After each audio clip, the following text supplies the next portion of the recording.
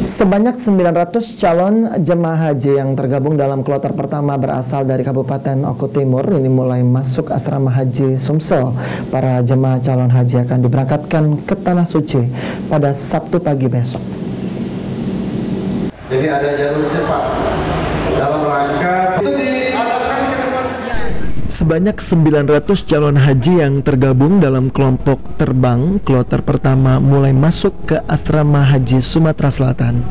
Kepala Bidang Penyelenggaraan Ibadah Haji dan Umroh Kantor Wilayah Kementerian Agama Provinsi Sumatera Selatan Ahmad Dahil mengatakan pada kloter pertama diikuti jemaah calon haji asal Kabupaten Oku Timur.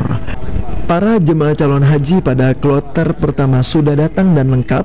Adapun calon jemaah haji yang akan diberangkatkan terdiri atas 900 calon haji, 3 orang tim kesehatan, 1 dokter dan 2 perawat, serta 2 orang dari Kementerian Agama Sumatera Selatan. Pelepasan jemaah calon haji kloter pertama embarkasi Sumsel akan dilakukan besok pagi tanggal 27 Mei 2023 dan jemaah yang mulai berdatangan ke asrama haji sejak Jumat pagi langsung mengikuti pemeriksaan kesehatan, pembagian kartu kamar di asrama haji dan biaya hidup living cost, pengambilan paspor serta pemakaian gelang. Akan diberikan penjelasan baik dari proses pengiriman maupun dari proses kesehatan.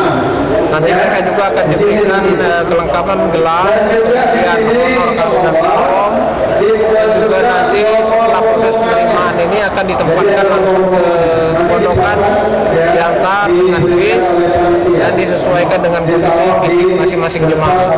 Khusus jemaah yang lansia itu akan dilakukan proses fast track supaya prosesnya bisa berjalan sesuai yang kita harapkan dan bisa Aji Delia, PAL TV.